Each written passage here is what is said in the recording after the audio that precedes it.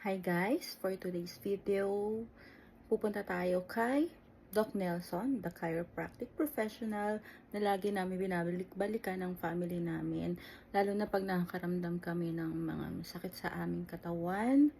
Lalo na this past few days, ilang beses ako migraine. So, itatry ko naman din with acupuncture. Takot tayo sa karayom, pero sana this time hindi tayo matakot. Kaya natin yan para lang sa goal matanggal yung sakit. Pag umiidad, ganun talaga, diba? O, amin natin yan. Let's go! Kasi ito ko yung ang tawag dito, para akong minamigraine yung mga nakaraan. Tapos, yung parang tenyo, kala mong mabuvertigo ka. May migraine ka dati? Wala naman. Pasumpong-sumpong po kapag ako, may ear-u. Sakit to? Opo. Ano ang gagawin natin sa ibang migraine? Opo. Opo.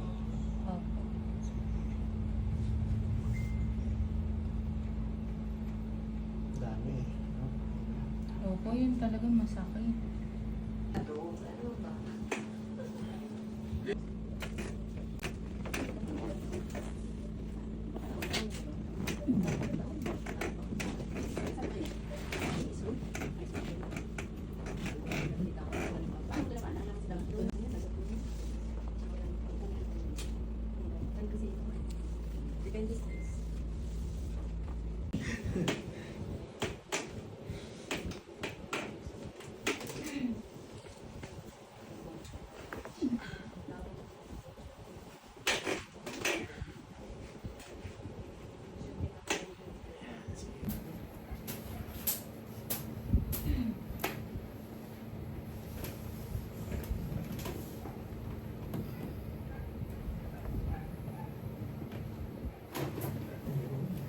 Sa una pa nung tumunog na, no? Di ba po? Oo. Yun yung masarap eh.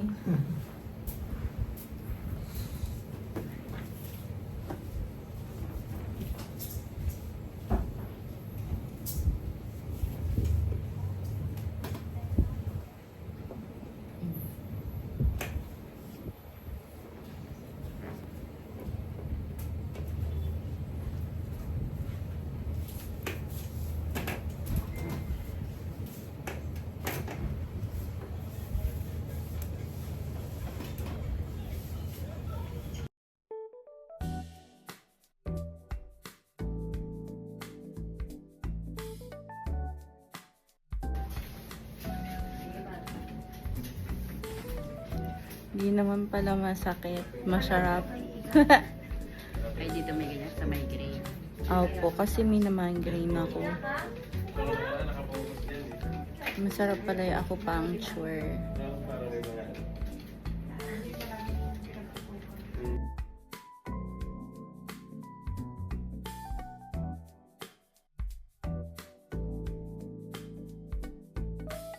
Meron po silang clinic dito sa Greenhouse, Metro Manila Hills, Montalban, Rizal, Dr. Nelson Pandey Therapeutic Clinic. Sa mga gustong magpa-appointment, mag-message lang po kayo sa page nila. Yung mga sandamakmak na certificates ni Dr. Nelson Pandey. Talaga palang nag-undergo siya ng iba't ibang klaseng trainings, no? Kaya talagang trusted na chiropractic professional, as in professional, kasi alam mong inaaral niya as in aral, kaya hindi ka matatakot na magpa-therapy sa kanya.